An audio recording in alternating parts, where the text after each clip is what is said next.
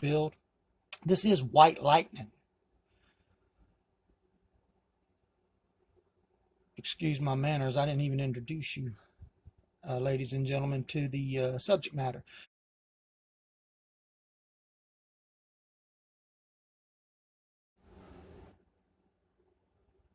MODELMIND72 coming at you once again on your computer screen, hoping this video finds you safe and sound and ready to have some styrene relaxation moments.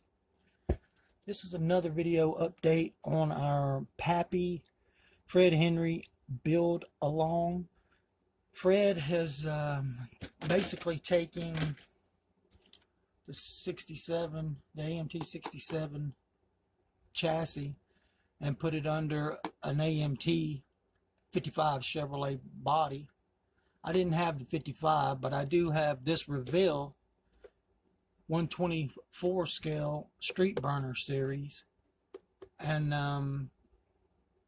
my add-on would be this body fits right over this chassis like a match made in styrene heaven. So this is another body that can go over this chassis, and without too many modifications. All the modifications that Fred did to his to do the AMT conversion, it's pretty much the same straight up techniques that I use for this build. This is White Lightning. Excuse my manners, I didn't even introduce you, ladies and gentlemen, to the subject matter.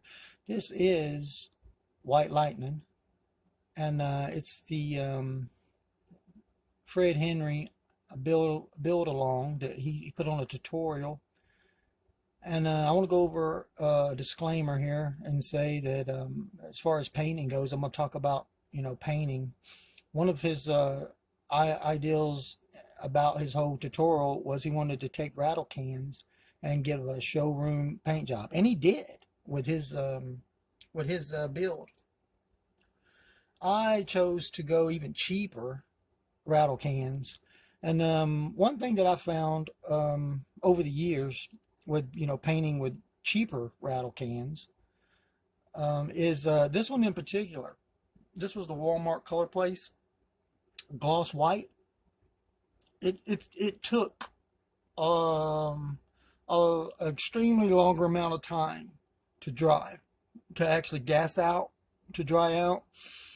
I just popped this out of the case, and the fresh smell of paint is just unbelievable, man. I mean, fresh. Anybody that's just sprayed a car and come back and open the box in like 2 or 3 days, get that fresh paint smell. It reminds me of being a child, hanging out with my dad in the body shop and hanging out with the painters and everything. It was just great childhood experiences.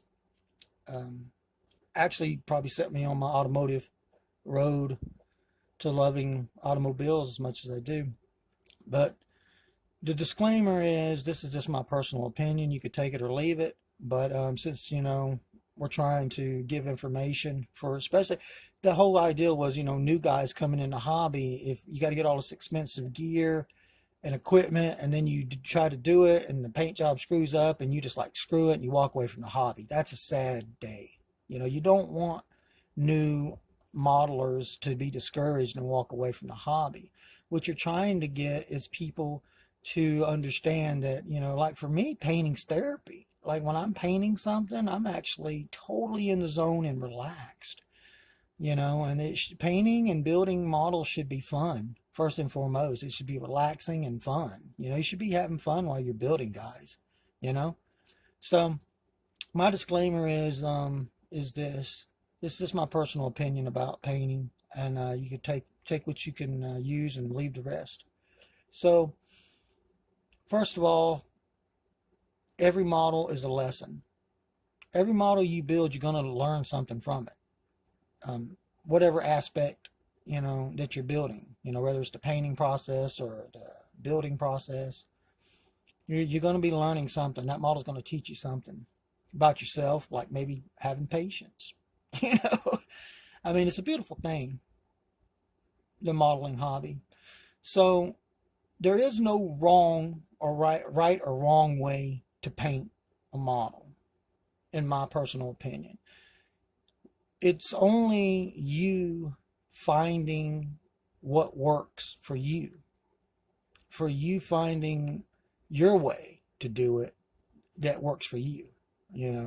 So I would say, gather all the information that you can, research everything, use anything and everything you can. What you find in your experience that works for you, do that. I mean, that's the answer, because I could tell you do this, do that, or, you could watch a video and try to do it. It's not going to turn out the same for everybody. There's so many factors going into a painting process that could screw up your paint job. It's unreal. And there's not enough time in this video for me to cover all of them. I mean, I might go over a few things, but it's a vast subject matter, ladies and gentlemen. And like I say, that's what I'm saying. You got to trial and error. You got to live it. You've got to do it. You got to figure it out on your own, what works for you. And, take anybody's and everybody's advice and try it. That's all I can say. And if it turns out, it turns out. On this cheaper rattle can paint that I used on White Lightning, what I found is what I've already known. But, I still went ahead with it because, this is supposed to be about sharing, So it takes, I want to say, anywhere between 3 to 5 days for this particular paint on this particular project anyway, to actually gas out and dry. It was tacky the first 48 to 72 hours, and then even a day or so after that, it was still not ready, fully cured. So you got to let your paint job gas out. I would say, and this is just my opinion, a paint job consists of 90% preparation, 9% application, and 1% praying to the paint gods that everything works out for you that day. And that's just a quick little thing that I want to put out there to the community. And there again, no matter what paint job you do or what technique you use or what materials you use, anything can go wrong during that process, guys. And 9 times out of 10 does. So you can always strip the paint, put it in the propofon, start over, and just do a repaint. It's not the end of the world. Like I say, if anything, it's a lesson on, hey, I need to do this again, So this is just a quick update and a few opinions about painting. You can't get a great finish with rattle cans. It's really just about patience and preparation, application, and a little bit of the paint gods shining down on you on that particular spray day. So this is kind of where we are with White Lightning. We're going to get into the model now. I hope that little painting, sharing that little paint thing with you, helps you out. But we went with the red interior and black chassis, gloss white finish. We scratch built a 4-point roll bar in there. We grabbed a seat out of the parts box. We're using the 67 Chevelle big block engine, but we're kind of adding some, like we painted the block with nail polish, and the heads we did with some silver nail polish. And we're going to be adding some different parts to that. But anyway, this is kind of where we are. This is just a quick update on it. We've only got, I'm going to say, a few more things a few more things to do to it before we'll, you know, kind of be ready to make our next update. So I hope this video gives you guys something to think about. This kit right here is a beautiful kit to build straight up box stock. I mean, this is just a great kit. And if you ever kit bash it, you can take other parts and, you know, use them for other projects.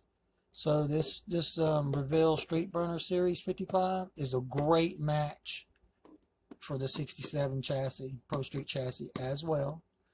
So that's a little takeaway for you. Here it is. This is the body right here over. You can see the whole stance. I love my stuff super low. This is not a MODELMIND72 signature series stance by no means, but it's really low. It is really low, and it sets beautiful for this particular scale and for this particular build. I'm very impressed with the fitment of this body over this chassis with just minor alterations. And there's many bodies out there and chassis that guys can use. I've done many of those builds over the years, and maybe I'll make a video sharing some of my favorite bodies over chassis. So, and then again, you know, once you get into scratch building your own chassis, once you start scratch building your own chassis, you don't even want to go back, you know, to kit bashing, because once you start scratch building, man, you can actually set your ride height anywhere you want it, because, you know, a lot of times you're very limited by the kit parts that comes in these kits that kind of hold you from getting the look that you're shooting for in a build. So always take that into consideration and understand, you know, that the vision you have in your head is the goal, you know. And so I'm really digging this build, guys. This car probably would have never been built if I hadn't joined the Fred Henry build along. Just, you know, go back and watch his whole tutorial from first video up until the finished build. He's building, his car is called Cheese Whiz, and he's actually building his car off of a real car. To me, this car right here is just a vision in my imagination, and I'm actually glad that I'll get to sit here and see it, you know, come take shape, take form. So having so much fun. Like I say, no matter what you do, guys, have fun building. That is the true lesson in the modeling hobby. All right, this is MODELMIND72 saying peace, love, and happiness to all. Thanks to all you guys for taking the time to watch my video. Big shout out to all my hardcore MODELMIND72 fans. And we'll be coming back at you with some more beautiful styrene goodness. Over and out.